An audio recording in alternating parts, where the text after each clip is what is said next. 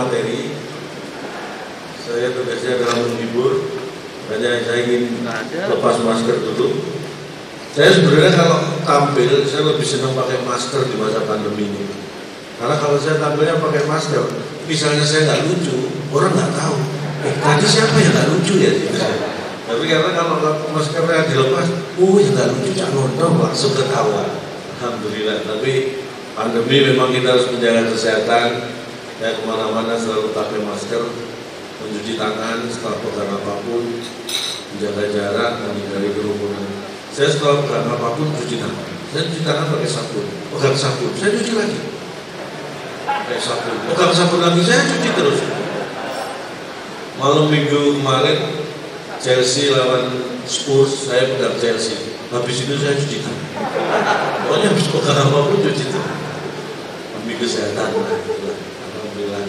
Yang pertama saya ucapkan terima kasih untuk Angkatan Udara Republik Indonesia yang telah menjaga wilayah udara Nusantara, Negara Kesatuan Republik Indonesia. Tepuk tangan buat Angkatan Udara. Kalau bicara masalah potensi kedirgantaraan memang bukan bidang saya, tapi sedikit banyak saya tahu sedikit lah. Ini yang perlu saya sampaikan. Jadi sedikit banyak kalau masalah kedirgantaraan saya tahu sedikit lah. Karena bukan sombong Bapak Ibu ya. Mungkin masalah luar angkasa pun bukan hanya tahu, tapi saya sering mengalami. Jadi kalau selama ini kita semua baru mendengar atau rumor atau mungkin fakta belum terungkap tentang piring terbang. Di tempat saya hampir setiap hari piring terbang. Hampir setiap hari piring terbang di rumah saya. Jadi saya kalau masalah kedirgantaraan paham lah. Piring terbang, istri saya itu paling luar biasa. Dulu sebelum ada drone ya, drone sekarang istri saya udah piring terbang sejak dulu. Yang mengendalikan istri saya. Saya bersyukur punya istri, kebetulan istri saya pintar nyari duit. Jadi saya nyimpen di mana aja ketemu, saking pinternya. Tapi apapun kondisi istri saya sangat menyayangi ya kan. Karena pandemi ini memang berbahaya ya. COVID-19 penularannya salah satu lewat uang, media uang itu bahaya. Makanya sudah hampir 8 bulan ini saya nggak pernah kasih uang tunai sama istri. Bukan pelit Pak, karena menjaga supaya istri nggak ketularan. Tapi saya pakai sistem cashless, jadi nggak ngasih tunai tapi cashless. Jadi ketika istri minta cash, saya ngeles. Istri minta cash, saya ngeles. Silakan dicoba, itu bisa mempertahankan perekonomian. Alhamdulillah, benar. Saya itu saking bangganya sama istri, kemana-mana selalu saya pamerkan. Mungkin buat saya istri saya itu, buat saya pribadi ya, pokoknya paling cantik sendiri lah. Buat saya, makanya saya larang kumpul sama teman-temannya. Karena begitu kumpul sama temannya sudah jelek dia. Paling cantik itu sendiri, udah sendiri aja biar cantik ya. Jangan kumpul sama teman, jadi jelek. Tapi kenapa saya pilih? Karena apa ya, istri saya mungkin secara fisik biasa, tapi inner beauty, apa kecantikan dari dalam. Makanya saya larang keluar rumah. Karena begitu keluar nggak cantik nanti itu. Udah kamu itu cantiknya dari dalam, udah di dalam aja. Tapi alhamdulillah nurut istri saya itu. Sekarang nurut, kalau dulu sering mengoperasikan piring terbang, sekarang sudah nggak lagi. Karena saya sebagai laki-laki, mohon maaf, saya dulu bapak saya juga tidak, saya di Angkatan Udara di Swayudi, beliau almarhum. Ibu saya juga tepuk tangan buat almarhum bapak saya. Istri bapak saya, ibu saya sendiri itu juga perawat. Dia merawat bapak dan anak-anaknya. Tapi kebetulan juga perawat di Rumah Sakit Angkatan Udara di Swayudi itu. Jadi alhamdulillah saya keluarga besar Angkatan Udara. Makanya waktu dihubungi panitia untuk mengisi acara ini, ini acara Angkatan Udara siap. Untuk Angkatan Udara saya nggak pernah mikir honor, nggak pernah mikir bayar. Karena yang mikir kan panitia ya. Saya kan tinggal terima tugasnya, bukan mikir. Tapi benar, bisa ditanyakan. Panitia waktu itu menghubungi bersama manajemen, dikasih penawaran. Terus dari panitia, tahu ini kan untuk acara Angkatan Udara, ini untuk NKRI. Masa nggak ada untuk NKRI? Saya jawab dengan tegas, NKRI harga mati.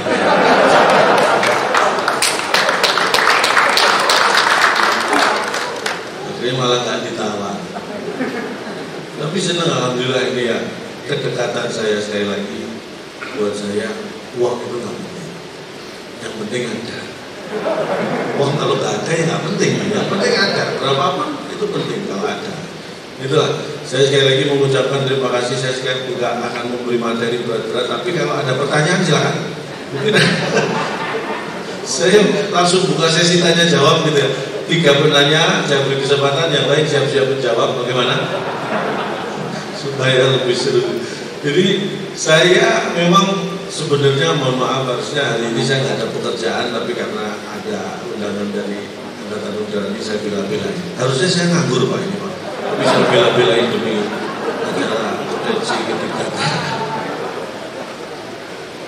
Saya tadi dapat pesan dari istri saya, Pak, titip salam buat Angkatan Udara, ucapkan terima kasih. Sebenarnya gini, saya diberi tugas menghibur sama panitia, tapi terus terang saya sebenarnya juga justru sudah terhibur sebelum menghibur. Ini, karena begini, pandemi itu dampaknya terhadap profesi seperti saya itu luar biasa. Dulu sebelum pandemi penerbangan gampang Pak, banyak gampang. Jadi kadang-kadang pagi saya acara di Jakarta, nanti malam sudah di Makassar, besoknya pagi sudah di acara di Medan. Saking banyaknya, gampang penerbangan. Setelah pandemi penerbangan terbatas. Kalau dulu job saya jauh-jauh sebelum pandemi, setelah pandemi ini lebih jauh-jauh lagi. Ini ada acara 3 Desember, ini ada lagi April 2021. Jauh. Padahal terakhir itu Maret 2020 kemarin. Jauh-jauh. Kalau dulu jauhnya jarak, sekarang jauhnya waktu. Tapi kalau dulu kalau ini bicara masalah pesawat nih, dirgantaran nggak lepas dari pesawat. Saya itu kadang-kadang sampai berpikir gini, kalau saya naik pesawat itu senengnya duduk di pinggir yang di jendela itu Pak. Karena biasanya kalau saya naik pesawat pengen istirahat tidur biar nggak lalu lalang, saya milih yang di pinggir yang di jendela. Tapi sampai sekarang saya mikir gini, kenapa kalau saya naik pesawat biasanya kalau saya pengen tidur kan jendela saya tutup. Oke. Kalau mau landing atau take off mesti sama pramugari suruh buka jendela. Saya aneh, padahal kalau saya tutup kan pandangan pilot nggak terganggu ya. Jendela saya tutup, tapi kenapa disuruh buka? Bahkan ketika saya tertidur pun dibangunkan untuk jendela dibuka. Padahal kalau giliran bagi makanan, saya ketiduran dilewati. Tapi ini giliran landing take off dibangun itu untuk buka jendela. Saya pikir apa pilotnya terganggu kalau saya tutup pandangannya, saya pikir enggak. Akhirnya saya cari informasi.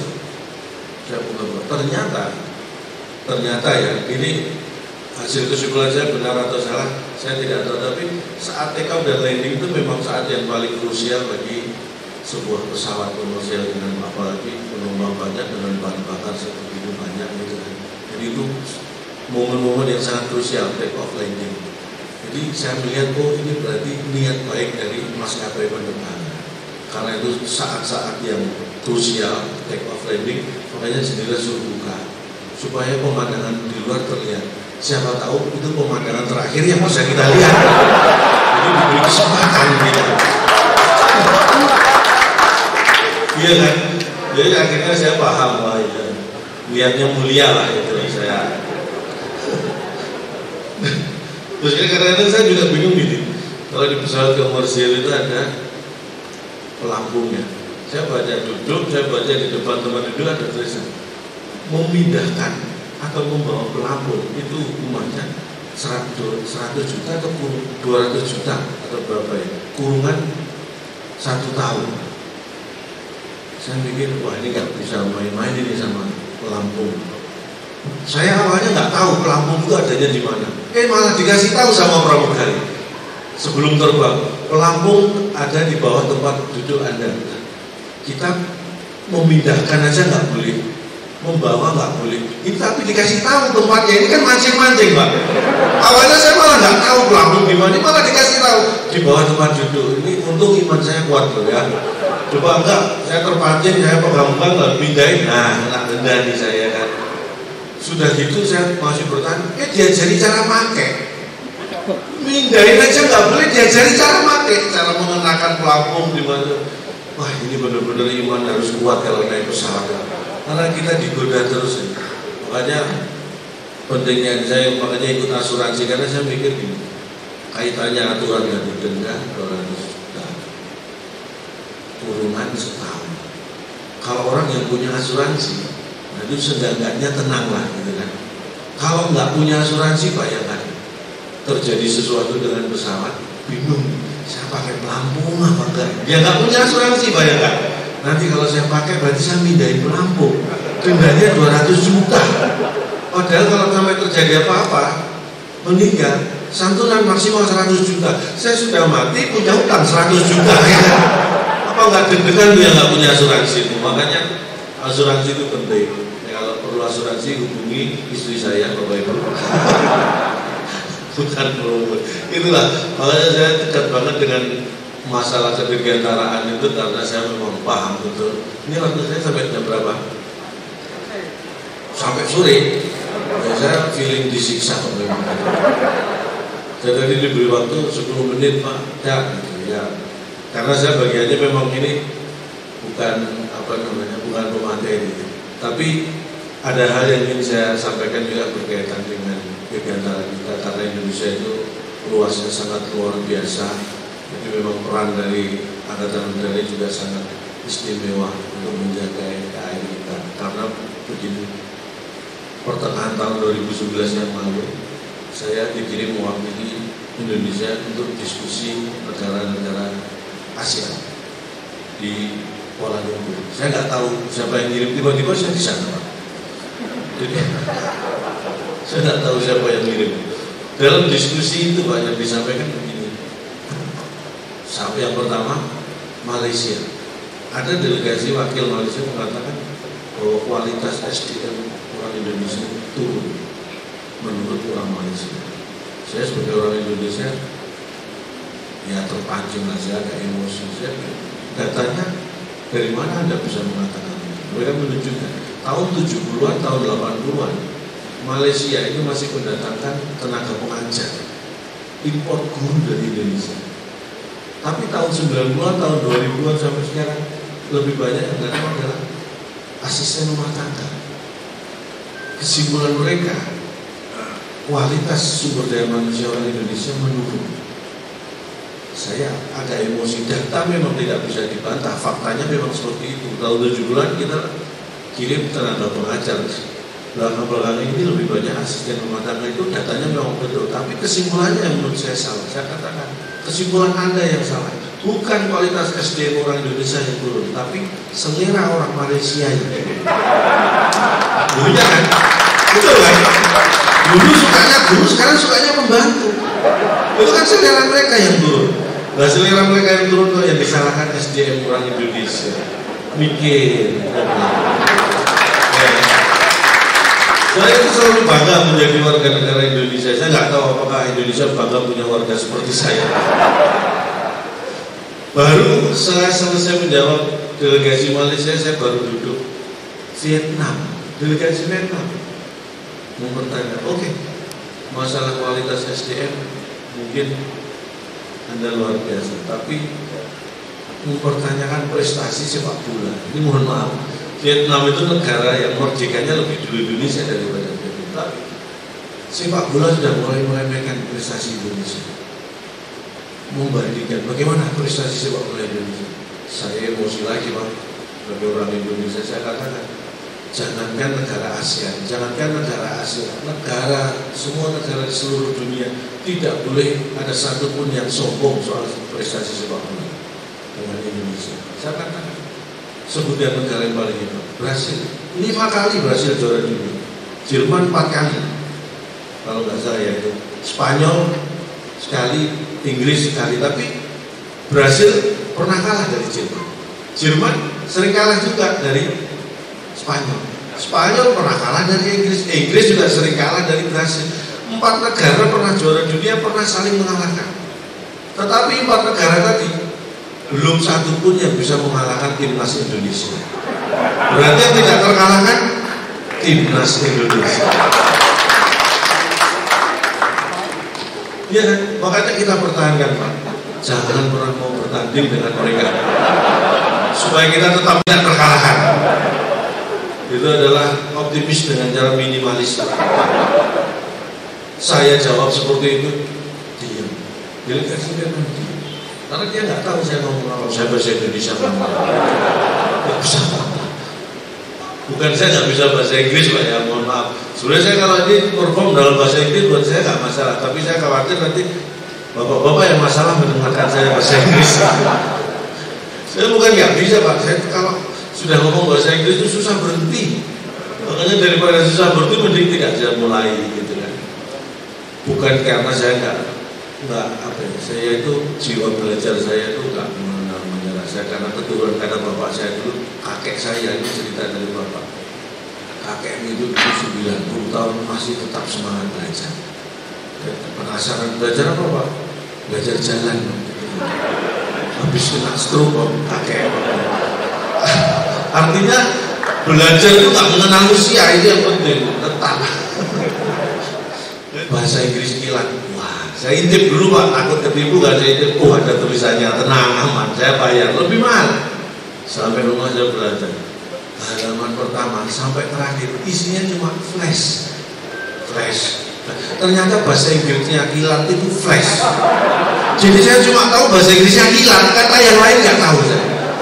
2 kali tertipu tidak membuat saya menyerah belajar. Saya balik lagi. Mbak, ini yang terakhir, Mbak, ya, tolong. Yang paling mahal mana? Saya 2 kali nggak bener di bukunya. Ini bener ya, paling mahal. 30 menit lancar berbahasa Inggris. Nah, bapak-bapak, kalau pengen lancar dan pintar berbahasa Inggris, buku yang terakhir ini yang terbukti dan memang saya buktikan benar. Saya bayar mahal sampai rumah. 30 menit lancar berbahasa Inggris dan terbukti saya 30 menit lancar bahasa Inggris. Menit ke 31 nggak bisa lagi. Ini lancarnya cuma 30 menit. Selebihnya udah nggak lancar. Tahu gitu kan saya irit-irit, Pak, ya. Makanya belajar ini seminar nasionalnya salah satunya dalam koridor bahwa kita mengupdate diri terus belajar. Mudah-mudahan acara ini bisa lancar sampai. Sekali lagi mohon maaf karena waktu yang membatasi. Bukan materi saya, materi saya masih banyak. Kalau nggak percaya silakan diundang lagi. Dari waktu yang membatasi kali, kalau ada kata-kata yang salah mohon dianggap benar. Karena tak ada gading yang tak retak. Jadi saya mohon maaf atas keretakan keluarga gading dengan Gisel. Ini di seminar nasional malah saya gosip. Tak ada gading yang tak retak. Jadi atas nama keluarga besar Gajah saya mohon maaf tidak bisa menghasilkan gading yang tidak retak. Kalau ada sumur di ladang boleh kita menumpang mandi. Kalau ada umur panjang mudah-mudahan saya diundang lagi. Terima kasih. Sukses selalu. Wassalamualaikum warahmatullahi wabarakatuh.